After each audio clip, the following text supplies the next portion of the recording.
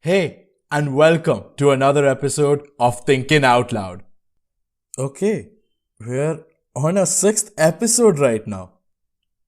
To be very honest, every time I sit down to record an episode, be it solo or interview, it's just a very scary feeling. But with people like you who are there to support me, just by pressing that play button, by, following us on Instagram, or sharing the episodes with your family and friends, it definitely gives us the courage to release episode after episode. Today, I want to talk about something that I'm sure we all are aware of, but do we really practice it? The map is not the territory. I'm sure you all have these wonderful ideas forming in your head. But let me tell you what this episode is not about. It is not a political episode. It has nothing to do with the maps. No world map, no country map, no city map, no town map, no local map, no maps whatsoever. Not even Google Maps. So what am I going to talk about today then? Just wait and watch? Or should I say wait and hear, because this is a podcast. When we drive, and I'm sure everyone who drives will be able to relate to this. When we drive towards an unknown location, we tend to use Google Maps. I know I just told you this episode has nothing to do with it. And trust me, it doesn't.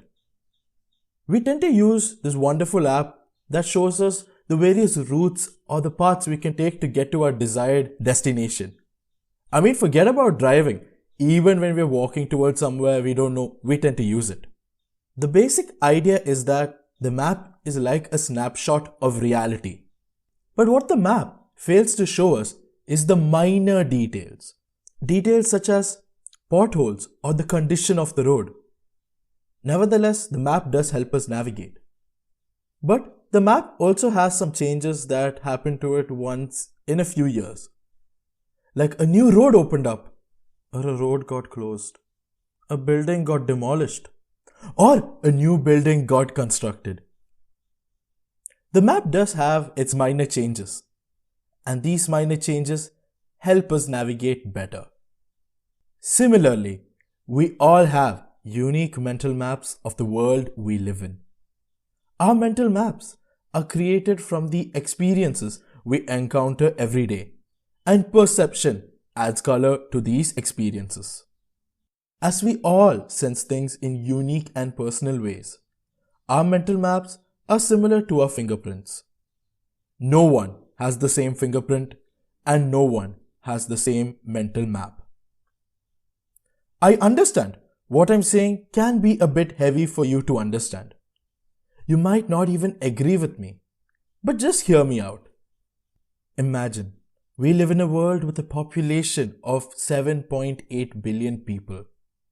That means we have almost 8 billion unique mental maps. Granted, at a glance, our mental maps might look similar to each other.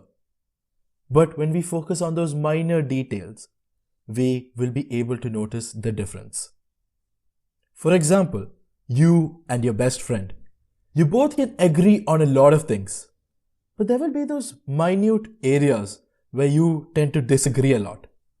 Sometimes you guys might even argue about this, and the arguments tend to escalate. Have you ever wondered why these arguments tend to escalate? I mean, this doesn't even have to be restricted to the fight between you and your best friend. It can be some of the most random arguments you've had in the past. I'm going to tell you about an argument that me and my friend had a while back.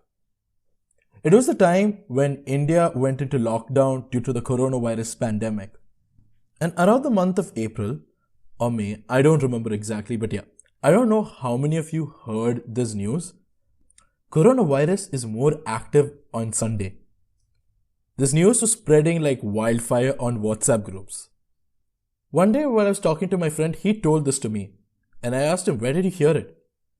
And the moment he told me WhatsApp, I was pissed. I was like, bro, please do not spread these fake news. The argument got so heated and it nearly went on for 2 hours. It was nasty. What I'm trying to highlight here is not about what we were arguing about. It's about how we were arguing. One thing I realized was I took a very orthodox approach to this argument. Meaning, I went with the belief that whatever I'm saying is the only thing that is true. And somewhere in the argument, I realized my friend was thinking in the same lines. The argument went on for 2 hours, but it was just literally both of us repeating the same points over and over again in different ways. At this point, we both had adopted the idea that the map is the territory. We both believe that our opinion is the truth. And frankly, if you ask me, that is such a dangerous way to live. Opinion is literally the medium between knowledge and ignorance. No matter what happened, at the end of the argument, we both had embraced the idea that the map is not the territory. We both had updated our mental maps. I reflect upon this experience now and again, and I realized I've come out as a better person. In other words, I've grown. Now that I look back, every time I embrace the idea that the map is not the territory, I grew as a person. And every time I failed to embrace this idea, I felt stuck. I had no idea how to move forward. Just like physical maps get updated, let's embrace the idea that the map is not the territory and update our mental maps from time to time. And in the process, grow as people. To be honest, I know it sounds very easy, but trust me, it's not. It will require a lot of mental strength from you. There will be moments where you forget about this. And that's completely fine. We're all humans. We are bound to make mistakes.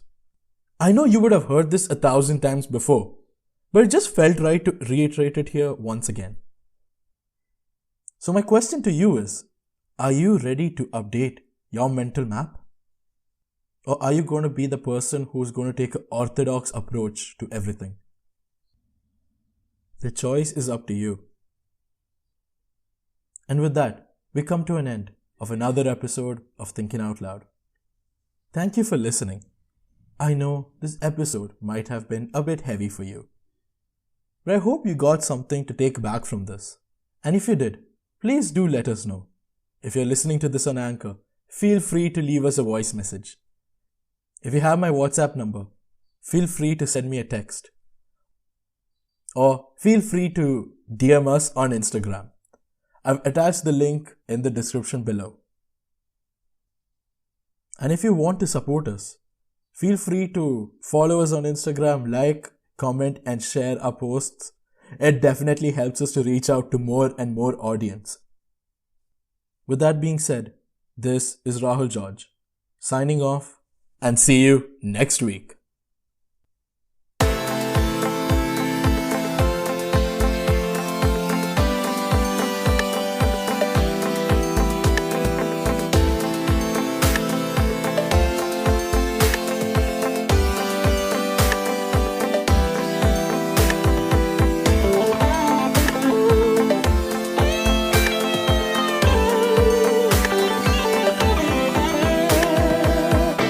You are thinking out loud.